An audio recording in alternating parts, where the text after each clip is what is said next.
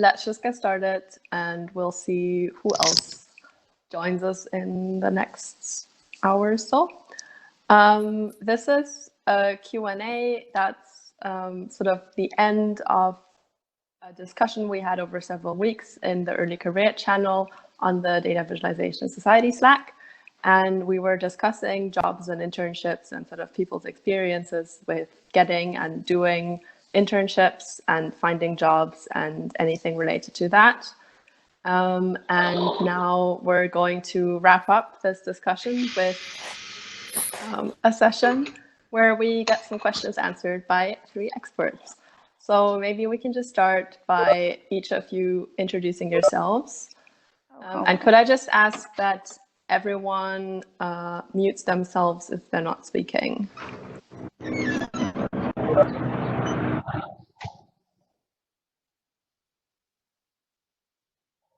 So I don't know who of you wants to start, but then just...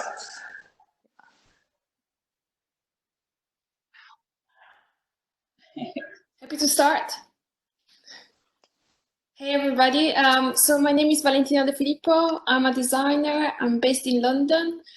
I guess in terms of experience, I work across different sectors and different media. I'm freelancing, so I'm an independent designer and I consult for different brands and organizations, whether they're startups or news, media or agencies. And yeah, I guess my work has been focusing on data visualization since 2011, but really what has cemented my experience in database and infographic storytelling has been the collaboration with James Ball, and our outcome was a book called The Infographic History of the World. I also teach infographic and data visualization with The Guardian, and I run corporate workshops. Obviously not this year or in this situation, but yeah, it will come back at some point. I'm really happy to be here and join you guys.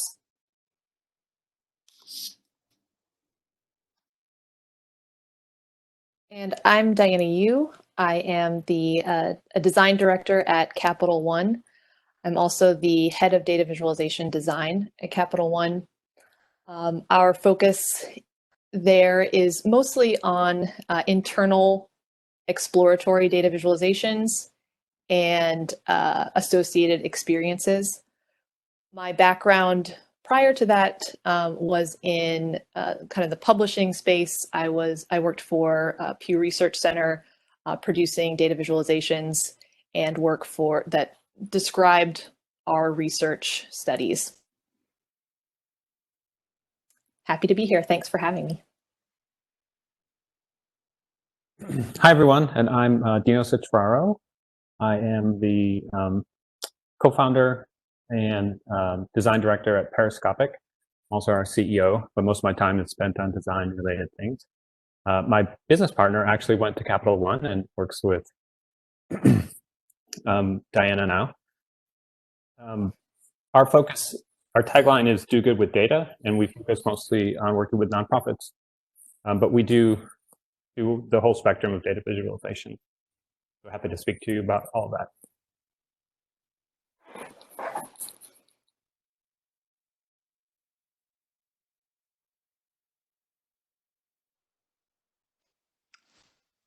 Yeah, thanks for those introductions. We collected some questions in the channel before the session, and I think I'm just going to hand it over to Kuhu, who's going to sort of ask these questions on behalf of the question askers. Hi, everyone. Can you all hear me? Yep. Okay. So the first question was by Zifa, and she asked, what made you want to pursue the work in database and how you found success? In your career, what experiences have you learned the most impactful lessons from? Without concrete experience, how can you prepare to enter a database role besides building a portfolio? I'll just post the question in the chat box also, just for the reference.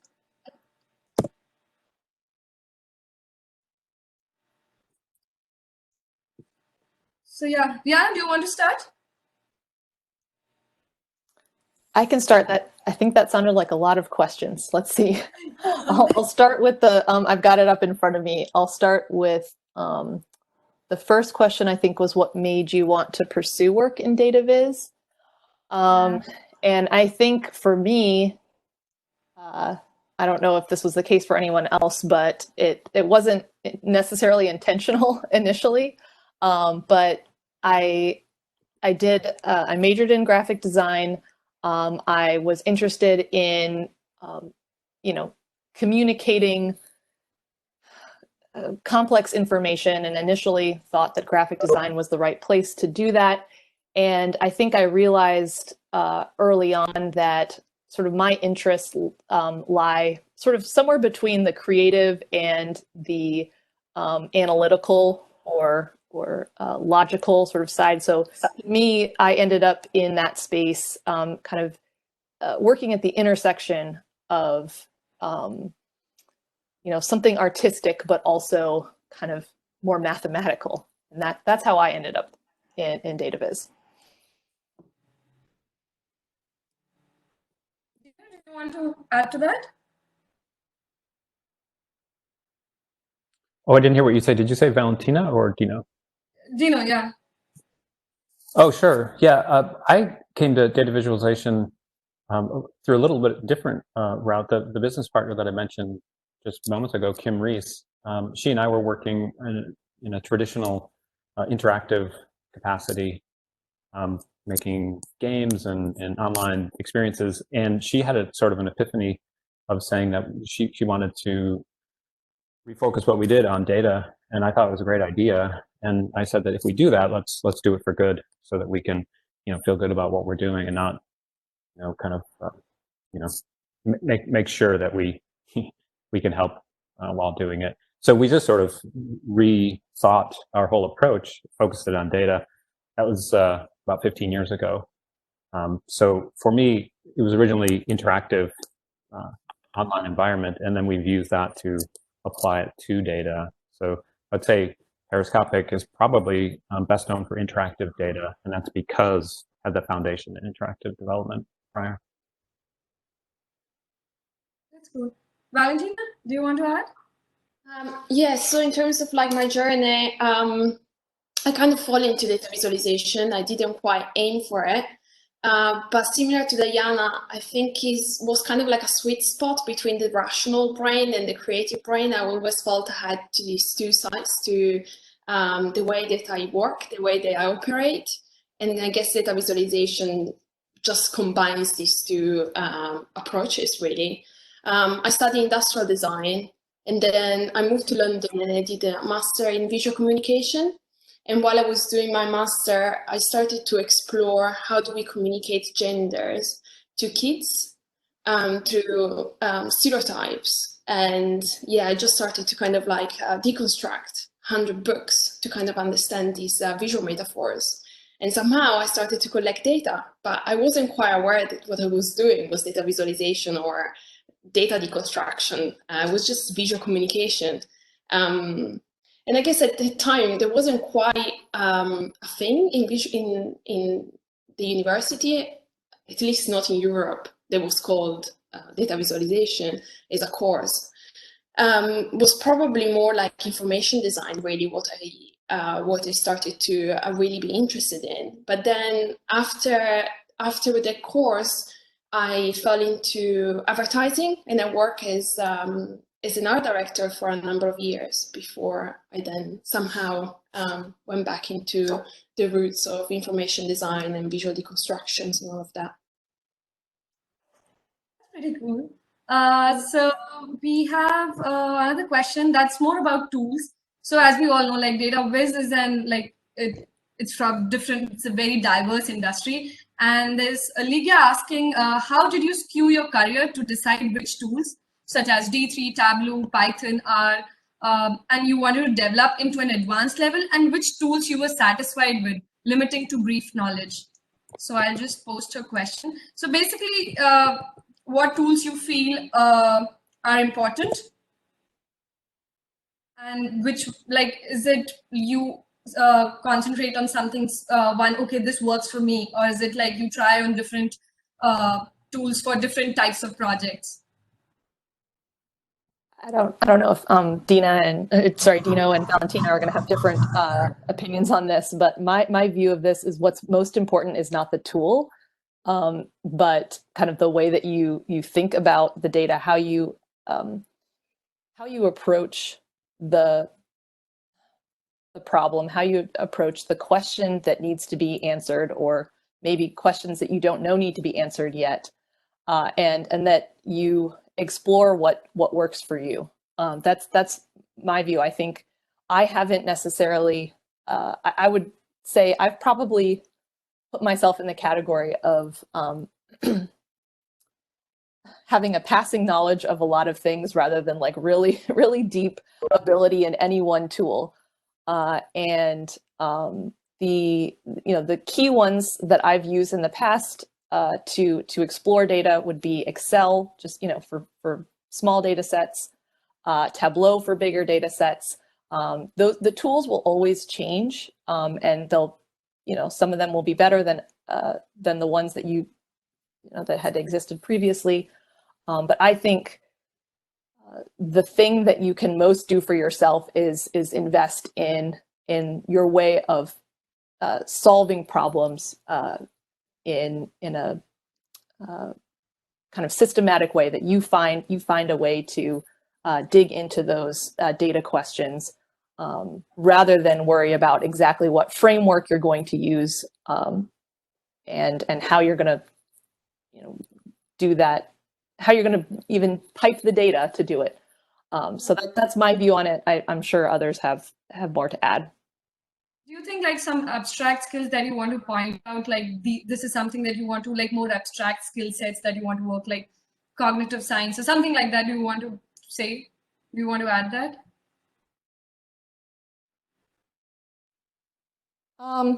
It's a good question. I don't, at least for me, I have my experience is kind of a combination of like a little bit of cognitive science, a little bit of survey research and general research that has helped me just develop my analyst brain. And as a data visualization practitioner, it's very hard to do that well without really engaging your analyst brain. So I would encourage that. And that's me coming from really more of a visual skill set. I don't know, Valentina, what would you add to that? Yeah, no, I absolutely agree with you. I mean, exactly the same words, really. For me, it's more about a mindset rather than a specific tool. And yeah, in my own experience, it's a combination of different disciplines really come into play. So I constantly try to just like keep myself up to things. So like I read a lot about semiotics, visual communication, user experience, because data visualization is all of that. We try to convey a point, we try to surface insights, we try to help people make better decisions. So it's not just about a specific tool, but it's about the combination of all these different disciplines that can help us create outcomes or experiences that people can use and can digest and they can read, and then they can take action. So it's yeah, definitely. Like I couldn't agree more with Ayana that it's not about a tool; it's more about an investigative mindset. And yeah. Do you want to add to that? Yeah, I would say that I completely agree with everything that's been said. When looking at the question, I'm sensitive to people who are starting out in this field, and of course, if you're interested in the field, you need to be able to say that you can do something in the field, right? You need a skill. And I was thinking about the examples that are given, which are, common examples. And to me, it feels like those tools start to segment themselves into roles. Like, for instance, if you're interested in D3, it's likely that you'll probably be more interested in front-end development, something that visually you can kind of put together and make happen quickly. If you're interested in Tableau, it's probably more likely that you're interested in analysis, working with data and kind of seeing insights, but maybe not visualizing it in the same way you would if you're interested in E3.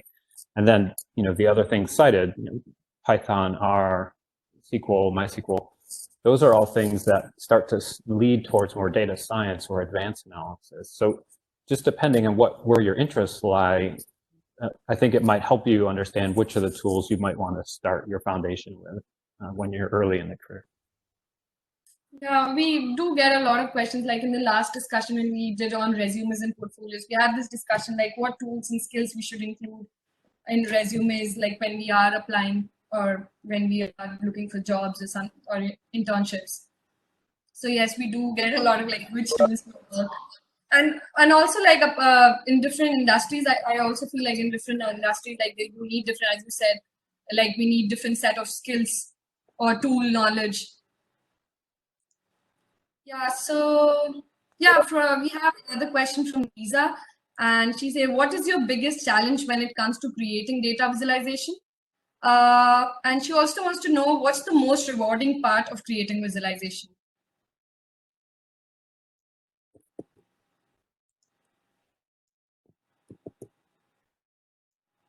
Valentina, do you want to start? Happy to start. So the most challenging part, I guess it really depends on the brief, on the project. I wouldn't say that there is like one global challenge. Sometimes it's the data itself, the source. Sometimes the data is not complete.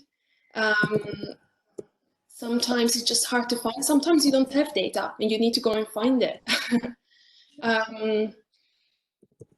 Sometimes the client really wants a data visualization, but data visualization might not be the right outcome for it, for the messaging or for the type of purpose. So I would say the challenge is really depending on the brief, the situation, the purpose, the audience that you're talking to.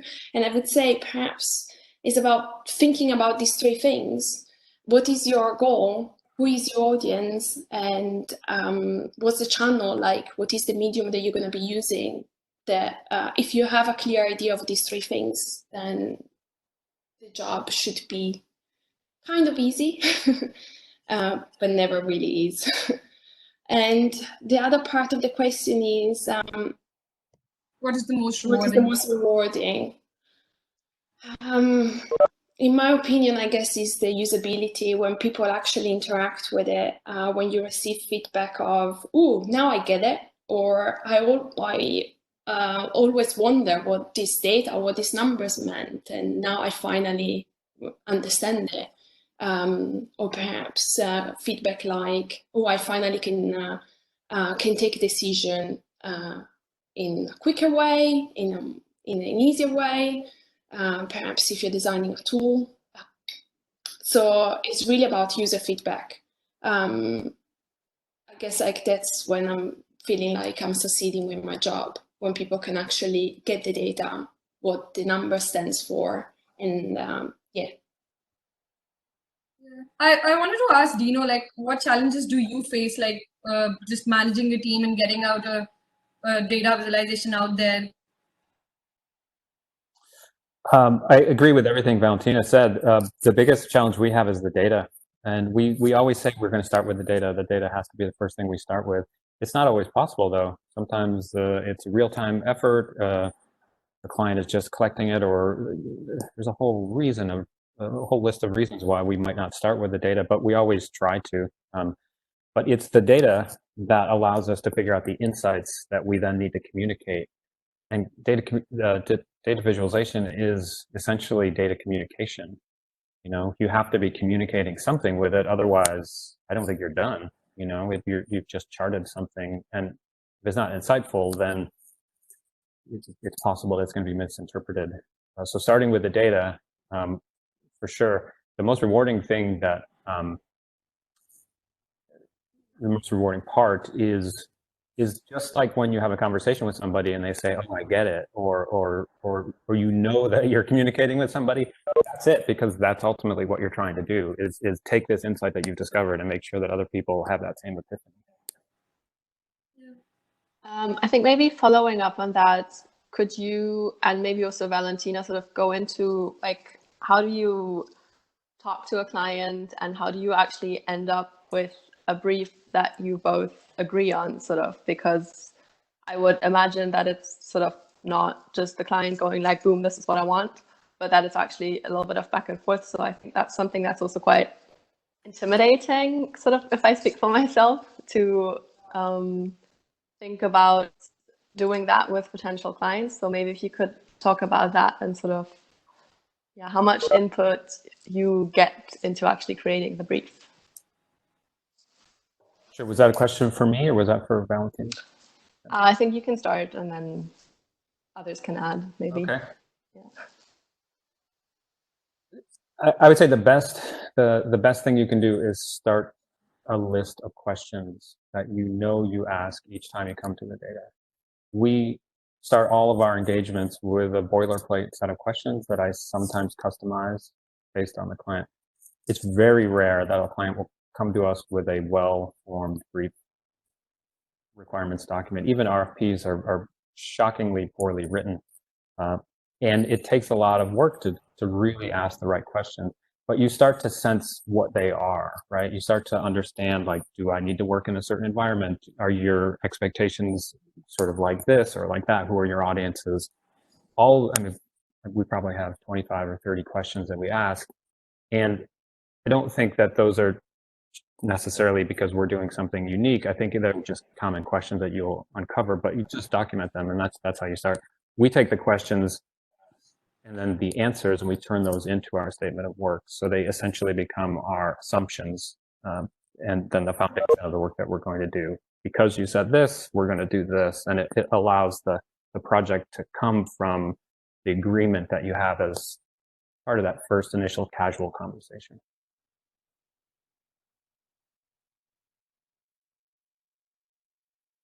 Valentina or Diana, does either of you have anything to add to this? Sort of, is your own process similar to this, or is it entirely different?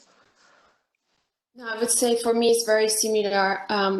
We usually actually frame this question, initial kind of like discovery phase, being just really like sometimes a day, sitting down with the client, with the data, workshopping ideas, and it's usually just about really trying to ask as many questions as possible. And sometimes it's not about finding the answer right there, but it's just like really try to understand as much as possible what are we trying to communicate with this data, with these numbers, and who to. So the audience as well as the client, really. And sometimes then we go away and we think about, okay, do we actually have the right data? Because sometimes the client might actually want something that with the data that they provide might not be the right starting point or might not be the answer. And you might come up with a completely different thing. So to give you like a very specific example, I was working with Noise as a creative director. We were approached by Siemens. They wanted to kind of like reposition themselves as big digitalization players. And being a digitalization player means being on the top of the transformation of whatever is happening in our urban environments. And they came to us with lots of data. They had lots of data. And we actually went back to them saying, actually, we think that perhaps a more creative way to do this could be to harvest new data, to find new data. So can we go into the stadium where you actually do sponsor this activity in Munich with your sponsorship with Bayern? Can we harvest the data of the fans? And Siemens was like, okay, we gave you all this data and it was not enough.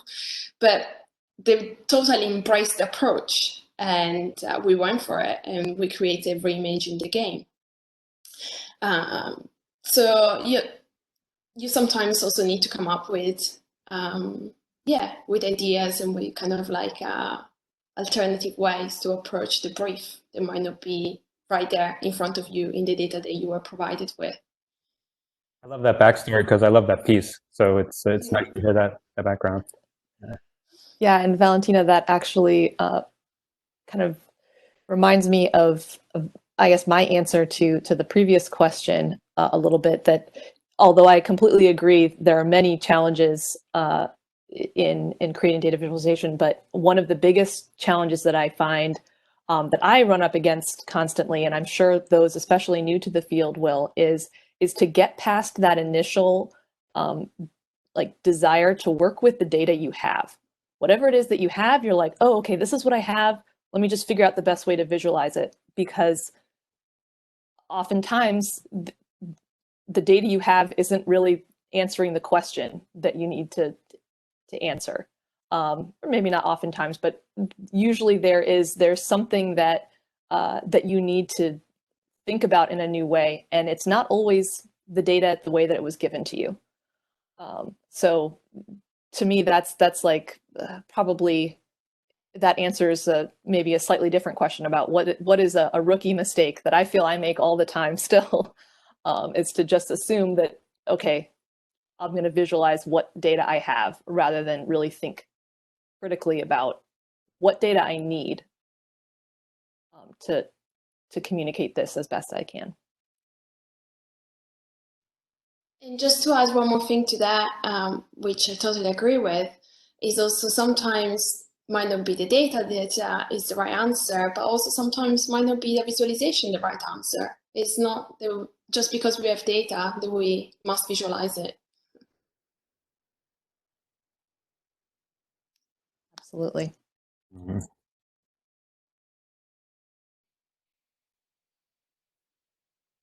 I think we can sort of move on to some live questions being asked in chat. So let's see. We have Question from Helena. As someone who is hopefully going to be joining the field soon, do you think there's anything in particular that data journalists could still learn and draw from in the broader field of data visualization? What are they doing well?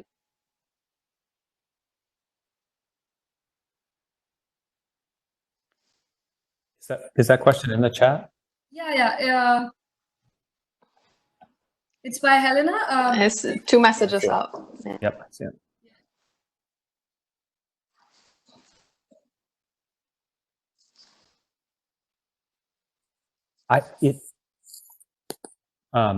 Valentina, Diana, do either of you want to go?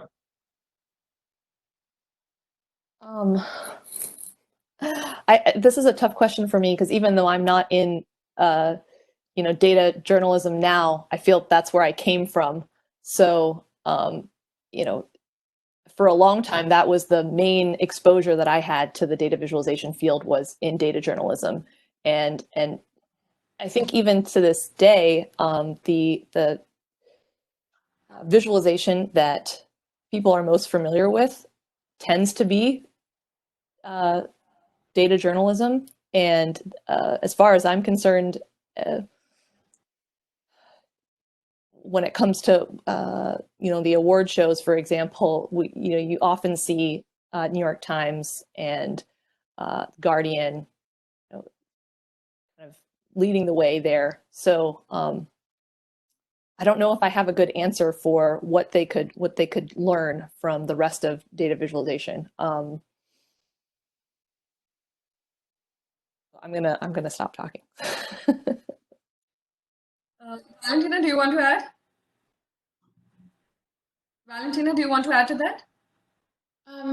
Not really. I'm not sure I actually quite understand the question. If data journalists could still learn, I guess like in terms of like the outcomes or the technicalities, we keep learning all the time, depending on the new device that we have in front of us, the new size of screen that we have in front of us. We will keep evolving the way that we present our information. So in terms of data journalism, we've seen a huge amount of evolution, right? It's been happening just in the last few years because of the way that we are consuming most of the news is happening here and not anymore on the paper. So this storytelling kind of way of presenting data with articles is really amazing, right? Like, and then the other part of like what are they doing? Draw from in the broader field of data visualization. I guess like we kind of like, I would say, learn from each other. I bring a lot into my practice as a designer, as a creative director from data journalism, and I hope that as a practitioner working in data visualization, I might inspire some data journalists with my work. So I think the cross-contamination is always happening, because ultimately we are conveying a message. We are talking about stories. We are presenting data with the aim of communicating to a public, to audiences. So definitely like all interconnected. Doesn't matter whether you are a data journalist or you are a data designer. We inspire each other. We are like, yeah, connected, I would say. So we can draw from each other. Yeah, I have a question from Kevin. What are the most common mistakes do you see near or early career data visualization professionals make? And what steps could we take to avoid and mitigate these mistakes?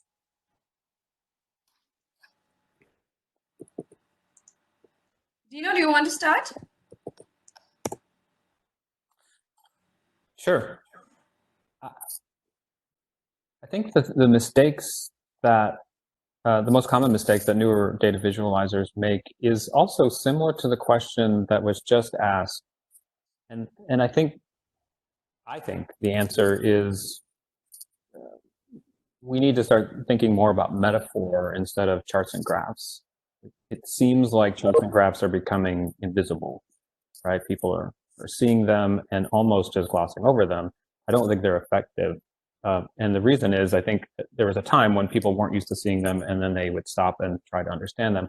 Now I think there's more understanding for them, or at least familiarity, and we need to kind of start to think about ways we can use data to communicate effectively in a way that's relevant to the person.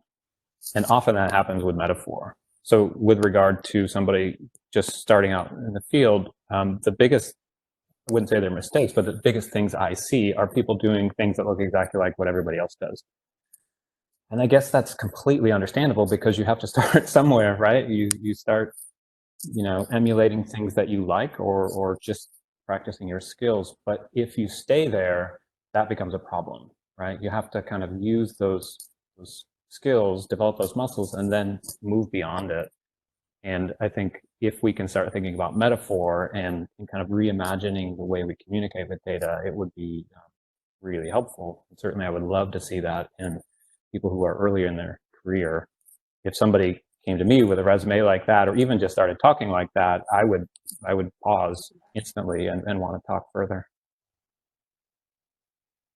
And I'd say the thing that I would say is forgetting the storytelling piece of visualization. So focused on what sort of chart or graph or even complex visualization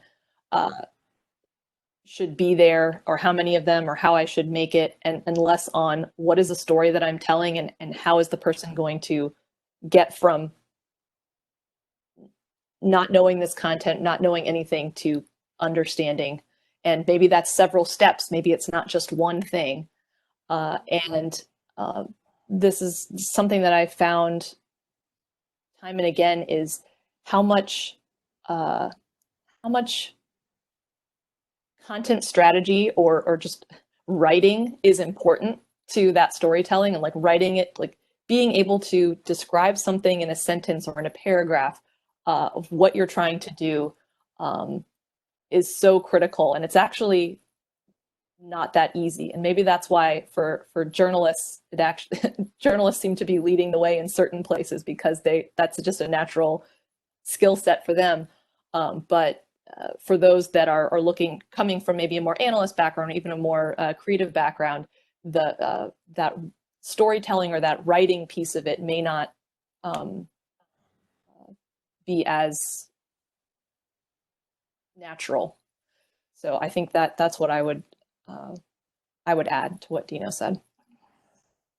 Do you feel like putting out the entire, like the process that took you to that particular data visualization should also be conveyed? Like, do you feel if a candidate comes to you, that he or she just should put out that process, so how they made those design choices, or how they understood this topic and they felt, okay, this is important?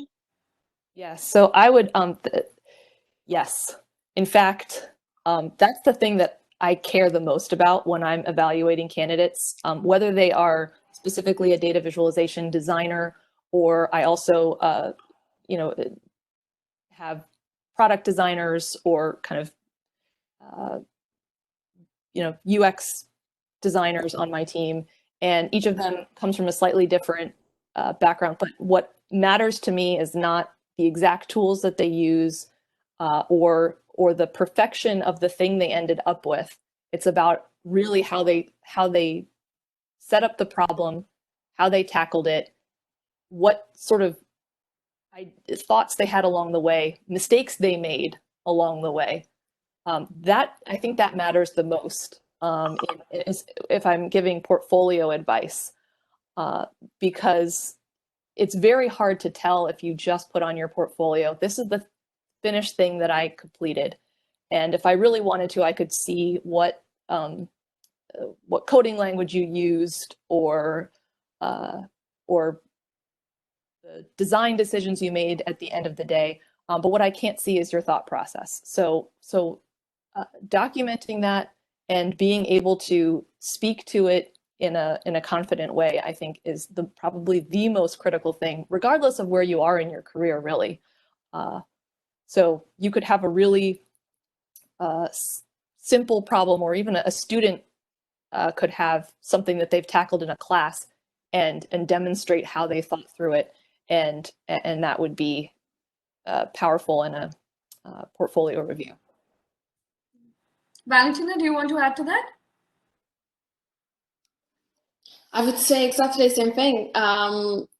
Every time that I've been interviewing people, all I've been really eager to know is the process, the kind of like decision making, the critical thinking, yeah, perhaps like the mistakes or the things that you would like to do in a different way now that you actually reach the outcome. So kind of like being able to step back, see the work and say, actually, now I would do it in a different way, or I would change this thing and that thing, or I've tested it, I've tried it, and people actually don't get it. Like some sort of critical thinking, and not be too precious either about your ideas, because out there you need to be able to listen to feedback, to receive feedback from client, from teammates, from a creative director, whoever it's going to be that you're going to be working with. So it's super important to be able to kind of like not be too precious about your work, listen to feedback, as well as like Diana was saying, presenting and kind of like supporting the motivations and the decisions that you've taken. I have a question from Garima. She says, I recently started whizzing and getting interested in data visualization, starting dabbling with Tableau, and have been a regular participant at Makeover one day.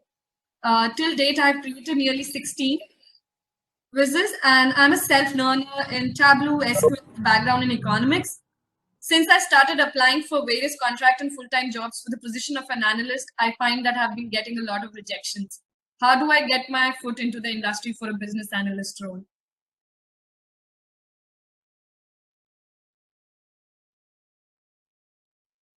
Gino, do you want to answer that? Well, I have a response to that, but it's more of a clarification. Periscopic is a boutique data visualization firm. We do handcrafted work. We work directly with clients.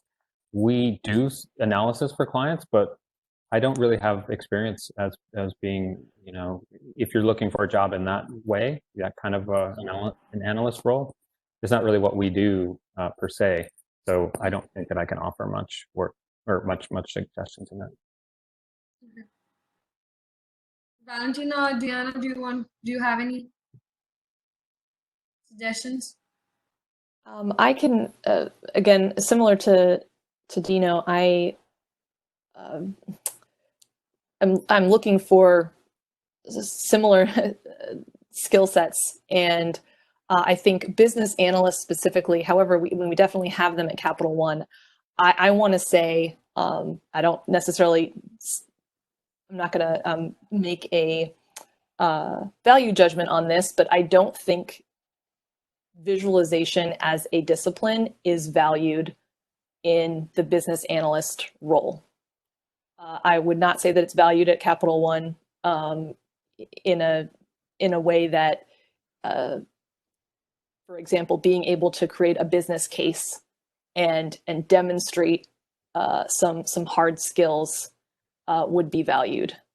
So that's, having not been involved in those hiring decisions myself, since that's Capital One is huge.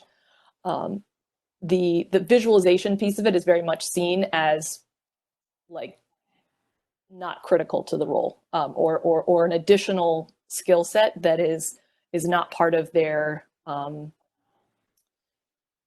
core, hiring process. So for what that's worth, so I don't feel like I can add too much into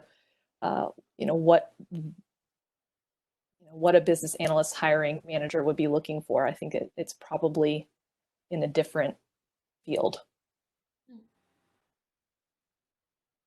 Could you maybe say something about the types of roles that you would recommend someone applies for who has these kinds of skills?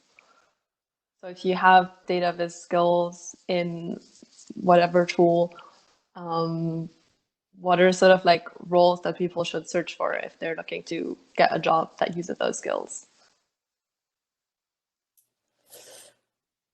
What would I suggest? I would say where you have the ability to look for roles that have data visualization in the title, if you have that luxury. I think I'll say that from my perspective, I would love to see more business analysts with data visualization skills, as well as more where in our field, so software engineers with visualization skills, especially when they're engineers that are working with data.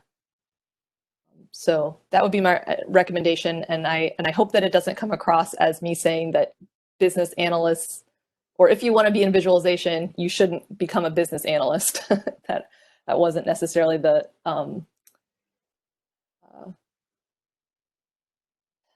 message that I was sending. It was more that being able to demonstrate visualization skills may not necessarily be the only and likely not the most important measure of what you need to be able to apply in a business analyst role.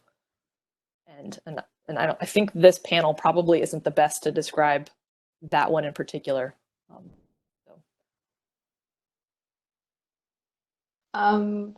Cool, thanks. Then let's have one last question from the chat before we do a little closing round. This is a question from Lisa. How do you overcome looking at and understanding data for an industry you're not familiar with? Or is it better to specialize and limit who you create viz for?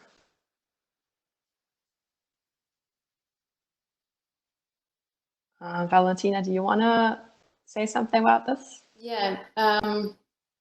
So in my own experience, I never actually handle a data set that I fully comprehend myself. So no matter like in which industry you work, there will always be a data set. I would say that you probably need to ask for help. You need to talk with an expert to fully understand and comprehend the material that you're working with, the content. And that's totally fine. And actually you should talk to other people. You should ask questions. Perhaps this also is linked to one of the common mistakes that I see in new practitioners, perhaps, is that there is the kind of like lack of knowledge of how to handle a specific topic, perhaps because you're not in touch with the specific of the material and the audience as well. So it's super important to really get to know as much as possible the content. And there is no better way to get to understand the content than asking questions and really go with I don't have a clue of how this works. Can you please explain it to me? Or can you please, sketch out this visualization or test it? Like, I do a lot of rapid prototyping with pen and paper when I'm actually bringing ideas to the room, to business analysts or to data experts, to data researchers. And I'm kind of like saying, but this makes sense to you. Have you ever seen a visualization like this to explain this topic? And it's totally okay if people don't get it, or if people say, I will never represent that in that way, is absolutely wrong, because that's exactly what you want to avoid, putting out there something that is absolutely wrong. And it's so much better to find out something is wrong at the beginning than after you spend perhaps 2 weeks on a data visualization piece. So again, it goes back to what Dina was saying previously on this discovery piece, where at the beginning, ask questions, as many questions as you can possibly think of. And those questions should really be addressed to the right people, so experts in the field. Yeah, unless there are any additions to that answer. We have one last question for all three of you. And that's if you could give one piece of advice to someone just starting their career in data viz now, what would that advice be?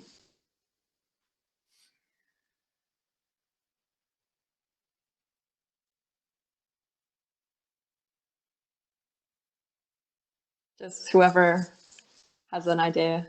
I guess for me is be curious. Curiosity might sound like a cliche, but it's really what has brought me here and what has kept me motivated and what keeps me hungry for more knowledge, for playing with data, because that's actually the beauty of being a designer working with data, is that you keep learning constantly about different fields, about different subject matters.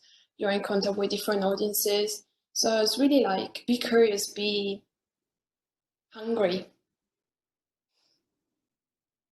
Yeah. I completely agree with Valentina. That was a perfect answer. Yeah, that seems to be the most important thing.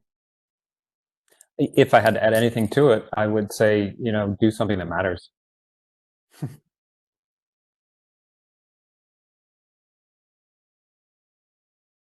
Yeah, I'm not sure I have anything additional other than many other pieces of advice that each of us have given out over the course of this talk.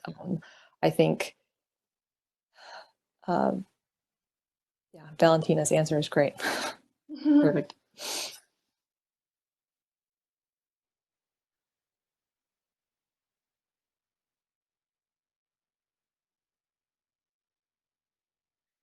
Sarah, I think you're on mute. Yeah, Sarah, I Oh, think I'm sorry. Okay, I'm going to start again. Thanks so much for joining us and for answering everybody's questions. And also thanks to the people who asked questions before the session and during the session in the chat. We hope that you learned something, and for the three of you, thanks so much for all your advice. And yeah, that's it for today, I think. so much, everyone. Thanks for having us. I would just say that anybody can feel free to reach out to me through the Slack channel or through Dino at Periscopic if you have questions or want to follow up further. Happy to chat. Thanks for having me. Thank you. Thank you. Bye, everyone. Bye, guys. Bye. Bye.